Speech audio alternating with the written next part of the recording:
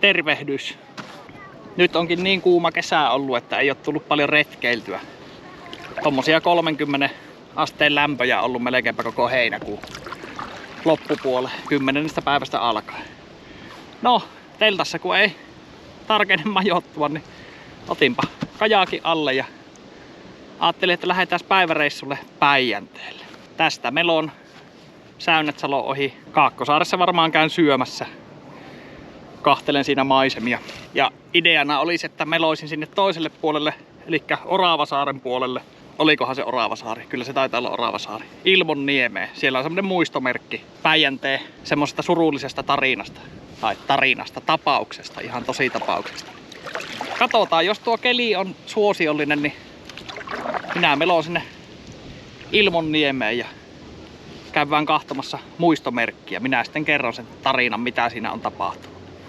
Ei muuta kuin melaa heilumaan ja eteenpäin.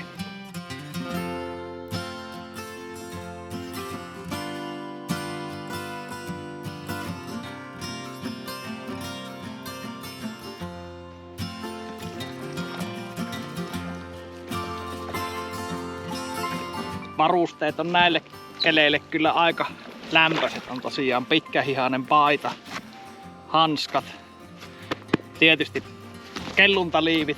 Mä pidän aina, vaikka jos nytkin vesi on 27 astetta varmaan. Niin. Mutta se on semmonen homma, että pelastusliivit pitää olla silloin kun vesillä on. Varsinkin tällä kajakilla. Tää nyt vaikka voi kaatua. Ja pitkähihainen paita ja hanskat, ettei palaa auringossa iho. Saa nähdä miten tuo lärvi kärventyy. Ei nyt ollut mitään aurinkorasvaa kaapissa.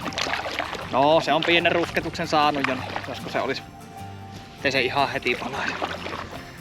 Tässä on nyt Majaasaaren kohdilla kohta menossa ja meinasin mennä tuolta Lehtisaaren ja Muuratsalon välistä Kaakkosaaren kupeeseen. Siinä saatan pitää pienen juomapaussin. Sitten katon keliä ja jos ei hirveä tuuli on, niin Hauhonselän yli. Ilmonniemi se muistaakseni oli se paikka. Keli on ihan jees, tosi kuuma. Oisko 29-28 ja lämpenemään päin. Ja täällähän ei varjoon päy tällä järvellä. Mutta nautitaan nyt lämmöstä vielä kun sitä on. Kohtahan se on syksy. Meinasin oikasta tuosta Kaislikon läpi, mutta siinä on joutsen perhe, niin enpäs viitti mennä lähelle. Se antaa kyllä kajakkiukolle, jos yhtään herkkä on pojista, niin kyllä tuli lähtö sille. Tässä nyt on Majaasaaren lopussa. Tästä nyt ylitä Lehtisselän ja sitten tuolta Lehtisaaren ja Muuratsalon välistä sieltä menee sillan alikulma. Siitä läpi ja sitten me ollaankin jo Kaakkosaaren kupeessa. Siinä se näkyy Muuratsalo. Käännetäänpäs niin näkee. Se on aika iso saari. Se jatkuu tuonne asti. Ja siitä vielä eteenpäinkin tietysti. Siinä suoraan eessä Muuratsalo pohjoispuolella on tuo Lehtisaari tai vanhalta nimeltään Lehtissaari. Eli nyt ollaan Lehtisselällä. Tää on tämmönen, olisiko pari kilometriä tää selkä. Ei mikään valtava, mutta tästä pikkuhiljaa ylite vaan. Tuosta ollaan hetken aikaa suojaisemmilla vesillä.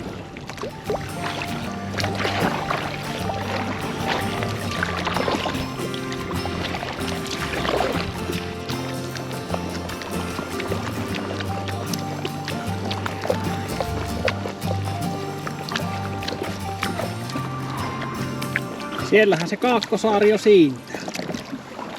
Joo, katsotaanpas tosta Muuratsalo haikan käreestä, että miltä se näyttää tuo aallokko. Ei tuo nyt tästä jos kahtoo niin kovin pahalta näytä. Ehkä siitä uskaltaa ylivetästä. Siinä on kesykalaa. Nyt se lähtee.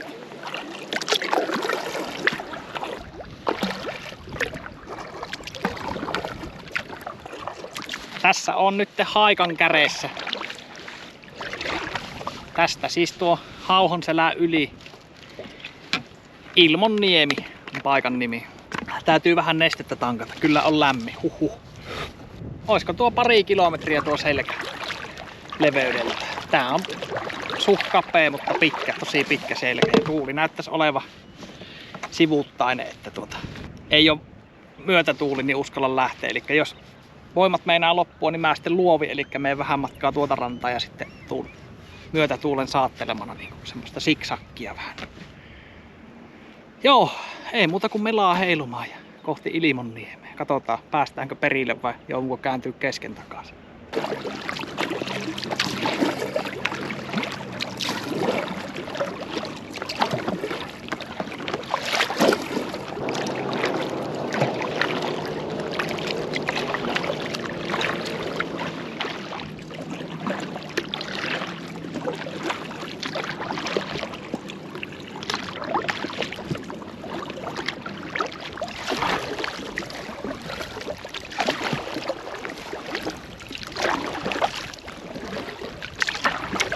No nyt on melkein Hauhon selkä ylitetty. Eihän se pahaa ollut, kyllähän tuo keikutti. Mutta sivuuttainen kevyt vastatuuli. Ihan turvalliselta tuntui. Vähän meinas vesi lentää syliin. Ei oo roiskesuojusta nyt mukana. Ajattelin, että ei näillä lämpöisellä kelillä tarvii. Eipä tuo nyt muutama pisara ole kyyvissä vettä. Käydäänpäs nyt kattoo se muistomerkki. Ja minä voisin kertoa sen tarina, että mikä siihen, tai siis tarina, vaan mitä silloin tapahtui, tai mitä sitä tiedetään sitä tapahtuneesta. Se on aika surullinen tuo muistomerkki, ja se on myöskin hyvä muistutus tälleen, kun tällä järvellä liikkuu, ja varsinkin kylmien vesien aikaa. Niin vaikka tää on mullekin hyvin tuttu elementti, tää järvi, niin tää on sitten, kun hommat menee huonosti, niin tää on myöskin hyvin armoton elementti. Että se olisi aina hyvä muistaa. Kesälläkin. Nythän on ollut hukkuneita valtava määrä Suomessa. Mistä se sitten johtuu, en edes uskalla arvioida, mutta se on todella armoton tuo vesi silloin, kun se varaan joutuu. Mutta minäpä meloon tuo parisataa metriä vielä ja katsotaanpa sitten se muistomerkki. Kerron sitten, mitä siitä sain selville, miten asiat meni. Yes. Eli mitä tuolla on tapahtunut? 29. lokakuuta 45. Sen verran löysi, että sunnuntaina 28.10.45 elintarviketyöläisten ammattiliitto järjesti juhlan Oravasaaren työväentalossa. Siihen osallistuivat Säynätsalossa asuskaupan ravintolassa töissä olleet tytöt, 30 syntynyt Elle Jokinen ja Kerttu Valdeen olivat tarjoilijaharjoittelijoita, 27 syntynyt Salme Puikkonen työskenteli keittäjänä ja 29 syntynyt Aino Telin keittiöapulaisena. Juhla päättyi vasta myöhään. Ehkä ohjelmassa oli lopuksi tanssit, sillä sodan aikainen tanssikielto oli päättynyt jo edellisessä joulukuussa. Tytöt olivat tulleet Säynätsalosta veneellä Oravasaareen ja lähtivät paluumatkalle vasta sunnuntain vastaisena yönä kello 2 aikaan. No siihen aikaanhan yö on pimeä, vesi on kylmä. Päijänne on tietysti, on varmaan ollut tuolloinkin vapaa jäästä lokakuun lopulla. Ja tytöt ei koskaan päässyt kotiin, ei tiedä mitä tapahtui. Aamulla tästä löytyi, sitten kun tyttöjä lähdettiin etsimään, niin löytyi veneet tästä rannasta, puolillaan vettä. Sitten kun etittiin, niin tuolta metästä jonkun matkan päästä löytyi yksi tytöistä, eli Ellen Jokinen. Oli noussut tuonne metsään ja ilmeisesti lämpimikseen juossut puuta ympäri, mutta sen tiedän, että silloin kun kylmä aikaan joutuu veden varaan, niin se teoriassa on mahdollista juosta itsensä lämpöiseksi, mutta sanoisin, että käytännössä niin normaalikuntoinen ihminen ei siihen kykene. Eli hän paleltui kuoliaaksi. Myöhemmin päivällä löytyy Salme Puikkosen ruumis samalta kohdalta rantakiviltä, eli tästä jostakin. Hän oli päässyt kiville asti, mutta sitten oli voimat loppunut ja siihen päättyi nuoren ihmisen elämä. Järveä naarattiin, metsiä katsottiin, mutta nämä kaksi, Aino ja Kerttu, niin he jäivät sitten Päijänteeseen lopullisesti. Eli tämä on hautapaikka, tämä Päijänne heille. Tämmöiset asiathan on hyviä muistutuksia, että vaikka kuinka on vesillä liikkunut, nämäkin tytöt olivat tuolta Säynätsalosta, joka on siis saari. Ja varmasti tiesivät, olivat liikkuneet veneellä siihen aikaan. Täällä liikuttiin veneellä. Täältä kävi työläiset tältä puolella Säynätsalossa töissä ja muutenkin vesi oli semmonen, missä tietysti kalastettiin ja se oli tärkeä kulkureitti.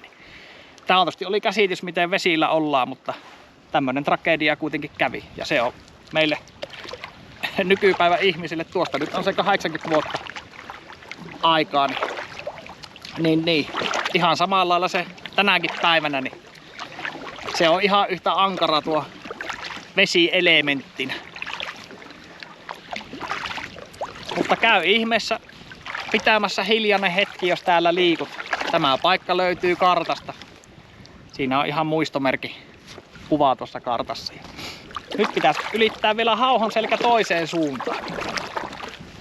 Eli 8,5 kilsaa on nyt melonut ja vähän näläkä alkaisi olemaan.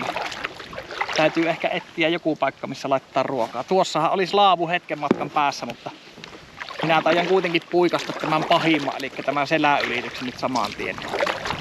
Niin. Päästään joskus perin.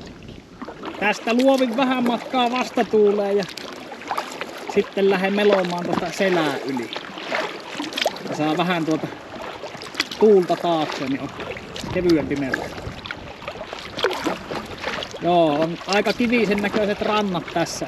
Tänne ei ehkä mielellään semmoista hätärantaa tämmöistä kyllä tekisi. Kyllä olisi perhinkin pohja kovilla, kun tänne kolisi. No nyt minä lähden luovimaan tuohon tuuleen.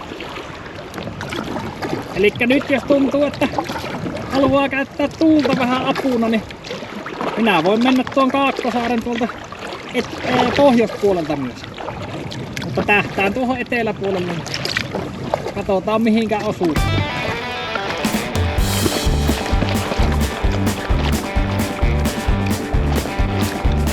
Tässä sitä mennään kohti Kaakkosaarta, eli huikkasen tuolta Kaakkosaaren pohjoispuolelta. Katon siitä, olisiko Kaakkosaaressa. Siinä on monesti porukkaa paljon kesällä, niin jos on semmonen vapaa ranta, mihin kajakilla pääsen. Käyn siinä tekemässä ruuaa. Ajattelin kajakin nyt, että se saa olla veessä sen aikaa, kun teen ruokaa, kun tämähän on semmonen tää ilmatäytteen, että tämmöisellä porotuksella niin tätä ei maille voi jättää pitkäksi aikaa. Se kerää niin kauheat paineet, että voi jopa räjää. Joo, tällä lailla menin vähän matkaa vastatuuleen ja nyt voi sitten lasketella myötätuuleen. Helpottaa sitä kuormaa. Mikäs täällä meloessa? Tässä nyt saa vähän katella ympärille. Nyt on laivareitillä. Ja jos vasta-aurinkoa ajaa pikaliipparilla, niin tämmönen kajakki voi jäädä huomaamatta. Ja sit se tuleekin tosta yli. Ei nyt näkyy kummallakaan puolella oleva lähellä veneitä. Voi mennä. Joo, hyvinhän tää liikkuu, vaikka nyt on ollut vastatuultakin. Niin on varmasti kankeampi kuin semmonen kova kajakki. Mutta. Kyllä tällä uskaltaisin lähteä vähän pitemmällekin retkelle. Mä oon vähän suunnitellut semmoista parin viikon reissua.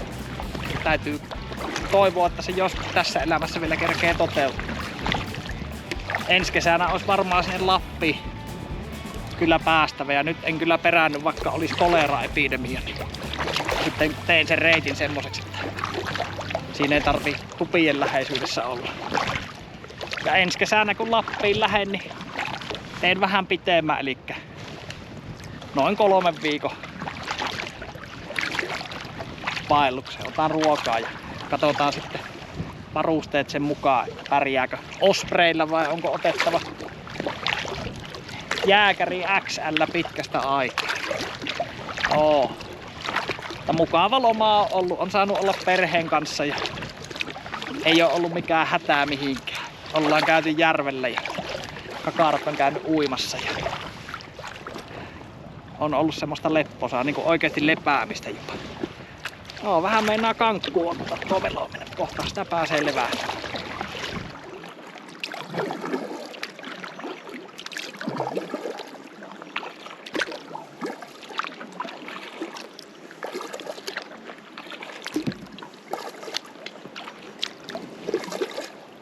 enköhän minä tähän johonkin tän kajakin saa. Tuossa ainakin on tommonen matalempi poukava, missä se on tuulen suojassa.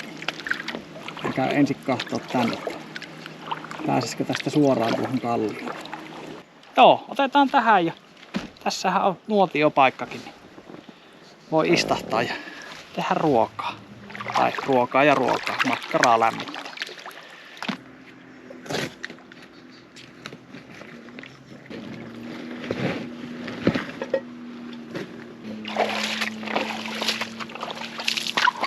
Laitetaan vähän sapuuskaa.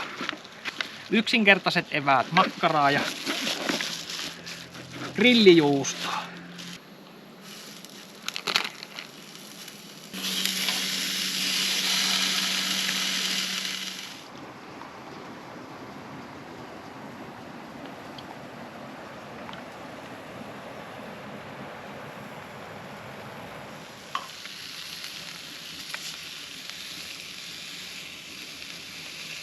Maistetaanpas.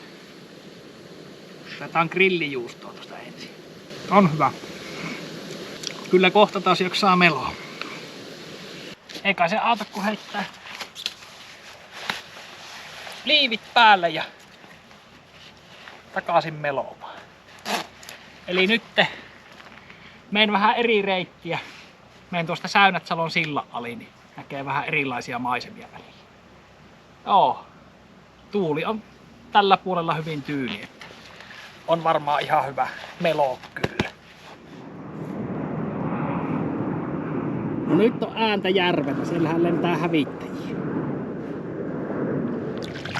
Minä sanon Kaakkosaarelle näkemiin taas kerran. Tästä tosiaan otan suunnaksi Säynätsalo Lehtisaari välisen riippusilla.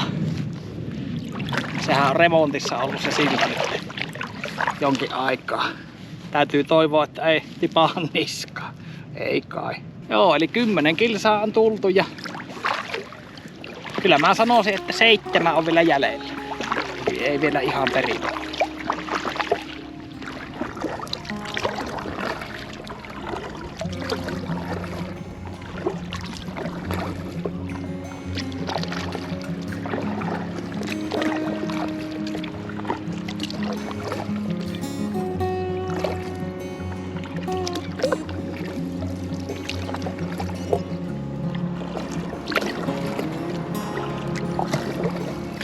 Siinä on Säynätsalon silta. Siitä on yksi noista vaijereista poikki. Niin siinä on vähän rajoituksia nyt, siitä ei pääse linja-autot eikä mitään yli.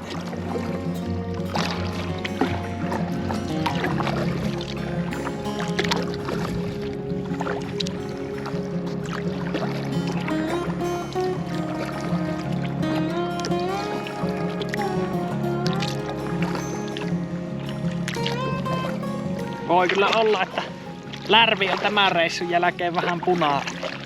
Se on tää koko takaisin tulomatka, niin aurinko paistaa suoraan eestäpäin. Ei saa oikein lippaakaan tuohon suojaksi. No, täytyy koittaa varjoisia paikkoja. Joo, tästä on nyt tultu 13,5 kilometriä yhteensä tänään. Mitähän tästä olisi jäljellä? Olisiko tästä 3? Sitä luokkaa varmaan. Mutta mukavastihan tuo matka on mennyt. Tuulet ollut suhteellisen suotuiset kuitenkin. Ei mitään ongelmaa. Joo, laskin tossa saaressa kun olin, niin vähän sen paineita tuosta ponttooneista. Niin kyllä ne varmaan oli vähän pinkeämmät kuin niiden pitäisi olla. Vaikka veissä on ollut tosiaan. Vesi on 27 asteista, niin ei oo kylmää sekään. Tästä vaan pikkuhiljaa. Eli tästä tuli justiin Korpisen käreen ohi ja nyt menen tän pienen Kalliosaaren ohi tuohon Majasaaren rannalle. Siitä sit seuraalle rantaan. Kohta ollaan jo kotirannassa.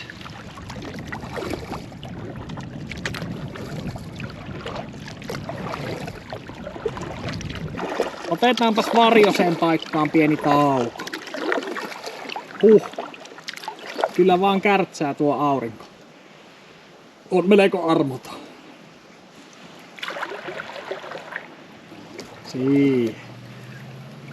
Pieni juomapaussi täällä varjossa. Vettä oli 2 litraa mukana ja desi on jäljellä. Että kyllä sitä vaan tällä kelillä kuluu tuota nestettä. Ja olisi saanut olla vaikka enemmänkin. Lapset tulee onneksi tuohon kotirantaan uimaan. Niin ne tuo mulle tuliaisena kylmää vettä.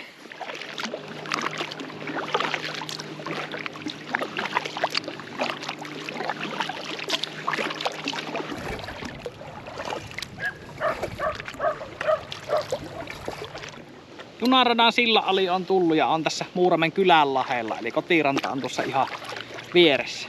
16.05 eli 16,5 kilometriä kokonaismatka. Tähän oli ihan mukava päivä melonta. Keli helli, joskin meikäläisen makuun vähän turha aurinkoista ja kuumaa. Hattua pitää välillä kastella, niin sen tietää, että on lämmintä.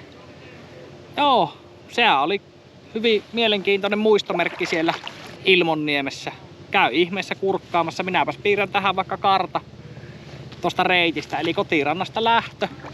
Sitten tuosta Majaasaaren sivua vähän matkaa Lehtisselän yli Muuratsalon ja Lehtisaaren välistä Kaakkosaaren eteläpuolelta ja siitä otin suunnaksi Ilmonniemen ja Hauhonselän yli ja siellä kävin kahtomassa muistomerkkiä. Siitä meloin sitten takaisin Kaakkosaareen. Siinä pieni paussi. Siitä sitten Säynätsalo Lehtisaaren välisen riippusilla ali Korpisen kylkeen ja Korpisen kylästä Majaasaaren kylkeen ja siitä sitten puikkasin tähän kylänlaelle. Eli semmonen retki. Mutta jos tänne asti videon jaksoit kattoo, niin kiitosta vaan. Pistä ihmeessä yläpeukkua. Jos et ole kanavaa tilannut, niin tilaa ihmeessä. Se on ilmasta, sinulle ei maksa mitään. Saatpahan sitten ilmoitukset noista videoista, milloin niitä tulee.